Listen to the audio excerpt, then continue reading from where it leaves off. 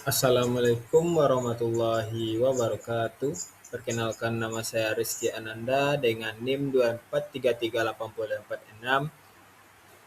Saya akan menyampaikan hasil presentasi atau materi dari perpindahan panas mini project saya yang berjudul perpindahan panas pada air conditioner atau AC.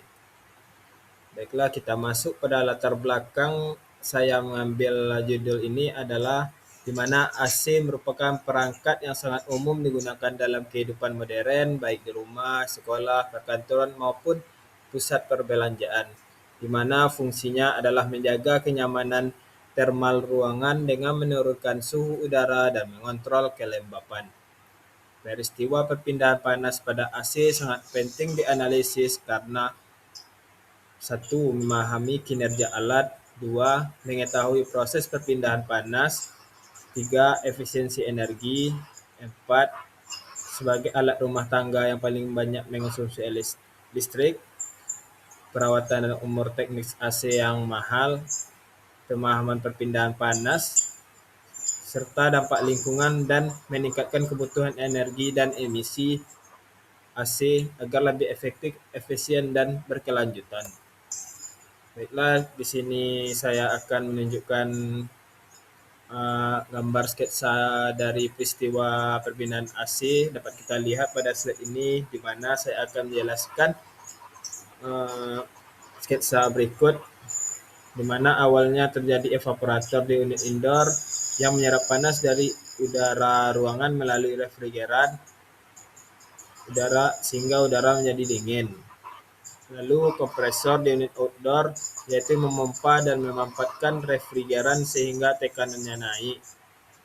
Lalu kondensor di unit outdoor, yaitu melepaskan panas dari refrigeran ke lingkungan luar, serta pipa kapiler atau expansion valve, yaitu menurunkan tekanan refrigeran sehingga kembali menjadi dingin sebelum masuk ke evaporator. Terakhir, refrigeran, yaitu berisi fluida kerja yang membawa panas dari dalam ruangan keluar. Prinsip dan cara kerja perpindahan panas, yaitu AC bekerja berdasarkan siklus refrigerasi kompresi uap yang melibatkan tiga mekanisme, yaitu konveksi, udara ruangan melalui evaporator, udara luar melewati kondensor, dan perpindahan panas dengan bantuan aliran udara atau kipas. Berikut tersebut cara konveksi pada AC. Lanjut pada konduksi, yaitu panas berpindah melalui dinding pipa tembaga antara refrigeran dan udara. Ketiga, perpindahan panas pada fase, refrigeran menguap menyerap panas di evaporator dan refrigeran mengembun melepas panas di kondensor.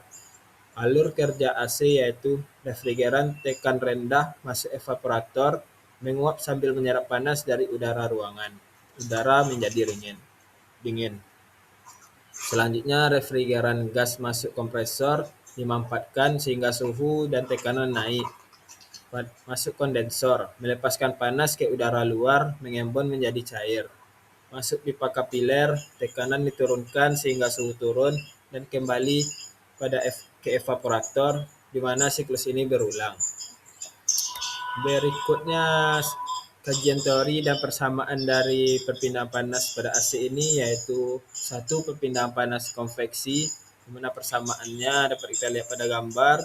Q sama dengan K kali A T1 kurang T2 per L. Persamaan 2, yaitu persamaan konduksi, di mana mengambil hukum Fourier. Dapat kita lihat pada gambar, yaitu Q sama dengan H kali A T permukaan dikurang T udara, atau T itu kita andaikan sebagai suhu, di mana keterangannya yaitu H adalah koefisien konveksi dengan satuan W per M kuadrat kali K, dan A luas permukaan M kuadrat, serta T temperatur. 3, perpindahan panas pada evaporasi atau kondensasi, di mana persamaannya dapat kita lihat pada gambar, yaitu Q sama dengan M kali half Fg. Keterangannya M laju aliran refrigeran dan HFG panas laten penguapan dan pengembunan. Pada kerja kompresor, di mana persamaannya yaitu W sama dengan M kali H2 kurang H1. Terakhir COP-nya yaitu Q kali Q evaporasi per W input, sehingga semakin tinggi COP-nya semakin hemat energi.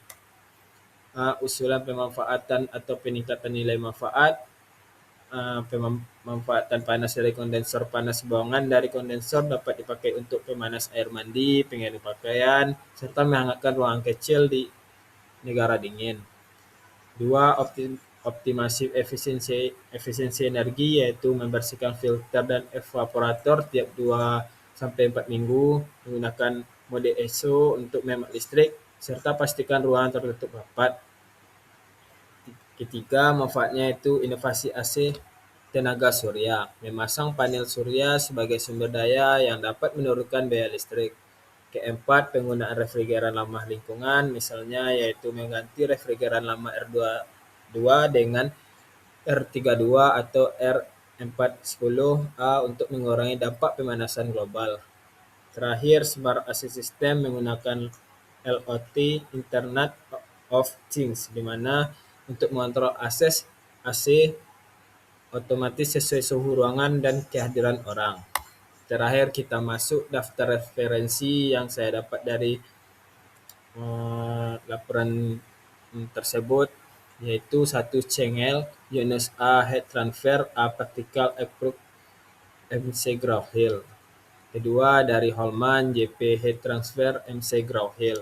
Ketiga, Asrai Handbook HVAC System and Equipment.